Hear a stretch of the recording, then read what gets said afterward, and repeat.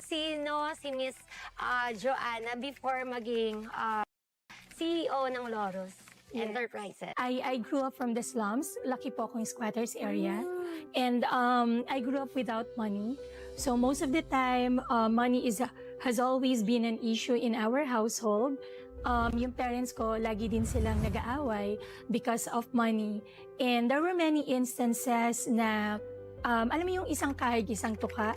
But may mga instances din naman that we're actually doing well. However, due to lack of financial education, because during that time, hindi pa naman talaga, kumbaga parang not too many people are into personal development, attending seminars and trainings. So even my parents, whenever they would make money, they don't know how to, ano ba yun, paano siya mas mapapalaki pa.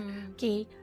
So it's always been an issue in our household, and dumating yung time that I actually had to stop schooling.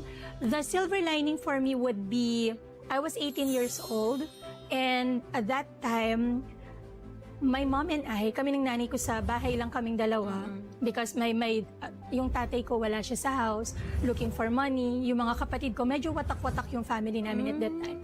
So, dalawa lang kami ng mother ko, and at the time, we didn't have anything to eat anymore. So, because of my mom, yung tapang ko, yung lakas ng loob ko, yung resilience ko, honestly, galing yung lahat sa nanay ko. I honestly believe that. Sobra siyang madiskarte. So, at the time, nakita niya yung kanin na panis sa kaldero.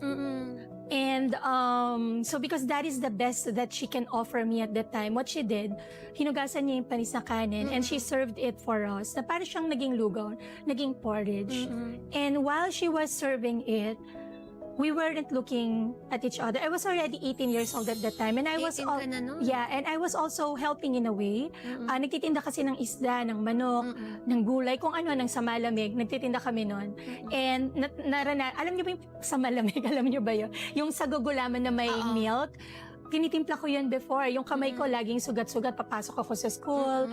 But it was okay for me because at the time, napakahalaga ng education sa akin. Number one, I honestly believe in the power of the diploma. And at the same time, it is something that I want to give back to my parents.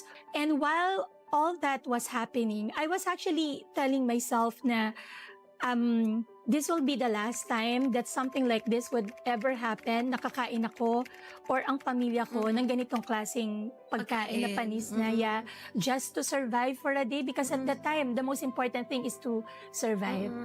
And when I was uttering that, I think dun din, yun yung naging, yung sinasabi ko kanina na naging silver lining ko siya. Kasi yun yung nagbigay sa akin ng different perspective na I can control my life.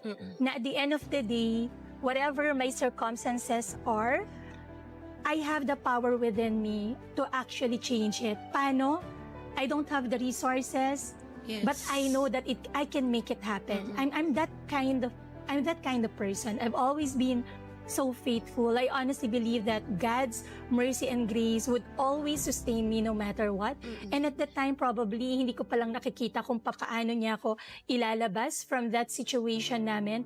But I know it's gonna happen. And then, ang nangyari, I look for different kinds of jobs. So, naging promodizer ako. Alam mo yung promodizer? Yung sa supermarket. Yes. Nag-aalok. Nag-aalok, nagtitinda, ganyan.